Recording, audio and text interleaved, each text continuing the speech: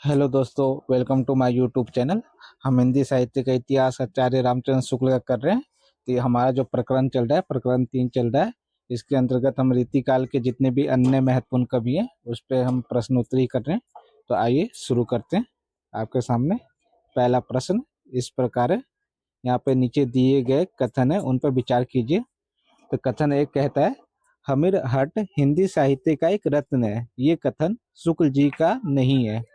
कथन दो कहता है, तिरिया तेल हमीर हट चढ़े न दूजी बार। ग्वाल कवि का हमीर हट के विषय में कहा है।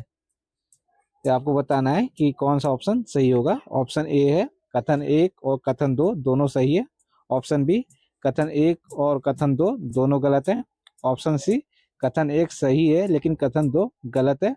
ऑप्शन डी कथन एक गलत है लेकिन कथन दो सही है। तो आप कथन देखेंगे तो इसका जो आंसर होगा वो ऑप्शन बी सही होगा। ये दोनों ही कथन गलत है, क्योंकि हमीर हट हिंदी साहित्य का एक रतन है। ये कथन शुक्ल जी का है, जबकि यहाँ पर क्या लिखा है, शुक्ल जी का नहीं है, इसलिए गलत हो जाएगा। और दूसरा, तिरिया तेल हमीर हट चढ़े न दूजी बार, ये ग्वाल कवि के हमीर हट के विषय में नहीं कहा गया है। किसके विषय में कहा गया है? ये चंद्रशेखर के विषय में कहा गया है। ठीक है, चंद्रशेखर। तो अगला प्रश्न, इसका जो आंसर होगा ऑप्शन बी सही होगा, दोनों ही गलत है। ठीक है, क्यों गलत है वो मैंने आपको बता दिया। तो यहाँ पे एक पद दिए गए, आपको बताना है कि ये पद किसके हैं। भागे मीर जादे पीरे जादे ओ अमीर जादे, भागे खाने जादे प्राण मारत बचाई के, भागे गज बाजी रथ पथ न संभारे परे, गोला न पे गोलू सुर सहमी सकाई के। ये पद किसके हैं?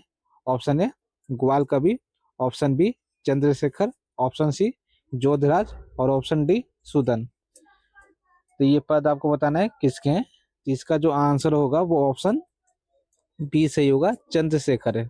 यहाँ पे एक बात ये ध्यान देने वाली है कि ग्वाल कवि और चंद्रशेखर दोनों ने एक ही नाम से रचना की है। वो क्या की है? हमीर हट। ठीक है, तो इसमें कंफ्यूजन मत होइएगा, हमीर हट। जबकि जोधराज जो है, इन्होंने भी हमीर के नाम से रचना की, लेकिन इन्होंने हमीर हट ना करके इन्होंने नाम क्या दिया? हमीर रासो। ठीक है, और जो सूदन है उन्होंने किसकी रचना की है? सुजान चरित्र की है। ठीक है, तो कई बार लोगों को कंफ्यूजन हो जाती है कि जो सूदन है वो सुजान चरित्र लिखा है तो वो किसकी रचना है? घनानंद की लोग मानते हैं, लेकिन सूदन जो है सुजान चरित्र की रचना करते हैं।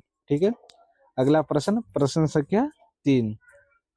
यहाँ पर दीनदयाल गिरी की रचना के विषय में मिलान करना है कि कौन जो उनकी रचनाएं एक तरफ और दूसरी तरफ उनके विषय हैं, कि कौन सी विषय अनुचित मेल है, आपको बताना है।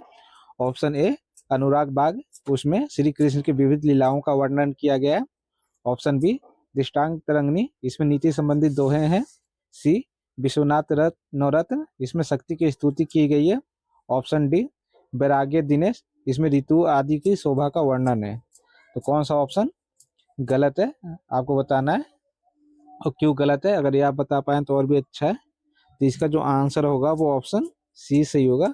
विश्वनाथ नवरत्न जो है वो शक्ति की उपासना नहीं की गई है। किसकी उपासना की गई है? इसमें शिव की उपासना की गई है। ठीक है, ये जैसा कि नाम से ही पता चलता है, विश्वनाथ नवरत्न। ठीक है, इनकी एक और बात, इनकी एक और रचना है अनुयोक्ति कल्पद्रुम, जो कि महत्वपूर्ण है।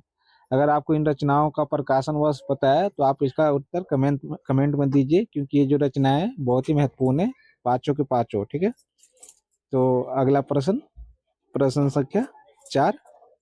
पजनेस जो कि एक रचनाकार हुए, रीतिकालीन रचनाकार हुए, आपको बताना है कि पजनेस की रचना नहीं है। तो इसमें से 3 जो रचना है वो पजनेस की है, जो एक रचना है वो नहीं है। तो आपको बताना है कि कौन सी रचना पजनेस की नहीं है। Option a Nakhshikh, option b Madhur Priya, option c Pajnes Prakash, option d Sagar Chandrika. तो इसका आंसर क्या होगा? इसका आंसर दीजिए। इसका जो आंसर होगा वो ऑप्शन डी सही होगा, सागर चंद्रिका।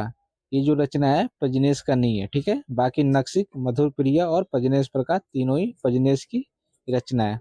अगला प्रश्न, प्रश्न संख्या 5। यहाँ गिरधर दास के विषय में कथन है, तो आपको बताना है कि कौन सा कथन जो है सत्य है। ठीक है, यहाँ पर 4 कथन दिए गए। तो पहला कथन कहता है, गिरधर दास ये भारतेंदु बाबू हरिश्चंद्र के पिता थे। कथन 2 कहता है, गिरधर दास कवि रचे गए ग्रंथ 42 थे, लेकिन ब्रजरत्न दास जी ने अपनी देखी 18 पुस्तकों के नाम गिनाते हैं। ऑप्शन सी, पुस्तकालय का नाम इन्होंने सरस्वती भवन रखा था। ऑप्शन कथन 4, जरासंध वध, भारती भूषण, रस रत्नाकर, ग्रीष्म वर्णन कुछ महत्वपूर्ण पुस्तकें हैं और आपको बताना है कि उपयुक्त में से कौन से कथन सत्य हैं। तो यहाँ पर ऑप्शन इस प्रकार है। ऑप्शन ए केवल 1 और 2, ऑप्शन बी केवल 3 और 4, ऑप्शन सी केवल 1, 3 और 4, ऑप्शन डी केवल 1, 2 और 3। इसका आंसर क्या होगा? ये जो भी कथन दिए गए ये सब कथन जो है आचार्य रामचंद्र शुक्ल के अनुसार है। ठीक है, तो प्रश्न किसी भी प्रकार से पूछा जा सकता है। तो इसका जो आंसर होगा वो देखते हैं। जो पहला कथन है वो सही है कि गिरधरदास जो है ये भारतेंदु बाबू हरिश्चंद्र के पिता थे। दूसरा कथन गलत है क्योंकि ये गिरधरदास कवि द्वारा रचित 42 ग्रंथों की रचना नहीं की है उन्होंने। 40 का जिक्र करते हैं, जो कि भारतेंदु हरिश्चंद्र भी बताते हैं कि 40 ग्रंथ की रचना की है। लेकिन ब्रजरत्न दास जो है उन्होंने इनकी 18 रचनाओं का जिक्र किया है जिन्होंने अपने पुस्तकालयों में देखे हैं। तीसरा कथन जो है पुस्तकालय का नाम इन्होंने सरस्वती भवन रखा है, तो ये भी सही है। ऑप्शन जो 4 है या इसमें कथन जो 4 है ये भी सही है कि उनकी जो महत्वपूर्ण रचना है वो है। तो इसका आंसर क्या होगा? 1, 3 और 4। तो इसका ऑप्शन क्या होगा? ऑप्शन सी सही हो जाएगा, 1, 3 और 4।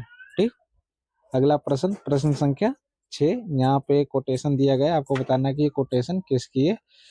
कोटेशन इस प्रकार है, इनमें बड़ी भारी गुण है, भाषा की स्वच्छंदता, अनुप्रास आदि चमत्कारों के लिए इन्होंने भाषा भद्दी कहीं नहीं होने दी है। ऋतु वर्णनों में इनके हृदय का उल्लास उमड़ पड़ता है। ये जो कथन है वो किसका आपको बताना है। Option A Hazari Prasad Dwivedi, option B Ramchandra Shukla, option C Ramswaroop Chaturvedi, option D Namvar Singh. इसका जो आंसर होगा, जैसा कि मैंने आपको बताया है कि हम आचार्य रामचंद्र शुक्ल का पुस्तक को आधार बना के प्रश्नोत्तरी करते हैं, तो इसका जो आंसर होगा ऑप्शन बी रामचंद्र शुक्ल है। ठीक, अगला प्रश्न, प्रश्न संख्या 7। श्रृंगार बत्तीसी और श्रृंगार लतिका पुस्तक है, तो ये आप पुस्तक दो किसकी है। एक ये जो क्वेश्चन है वो इम्पोर्टेंट है क्योंकि ये जो पुस्तक है बहुत ही महत्वपूर्ण है। Option a Dwijdev Maharaj Mansingh, option b Girdhardas, option c Ambika Datt Vyas, option d Asniwale Thakur. तो इसका जो आंसर होगा वो ऑप्शन ए सही होगा, द्विजदेव। इनका जो नाम जो साहित्य लिखते हैं वो द्विजदेव नाम से लिखते हैं, लेकिन ये महाराज थे, महाराज मान सिंह। ठीक है, तो इसका जो आंसर होगा वो ऑप्शन ए सही होगा। अगला प्रश्न, प्रश्न संख्या 8।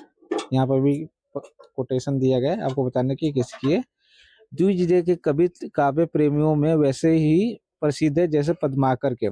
ब्रज भाषा के श्रृंगारी कवियों की परंपरा में इन्हें अंतिम प्रसिद्ध कवि समझना चाहिए।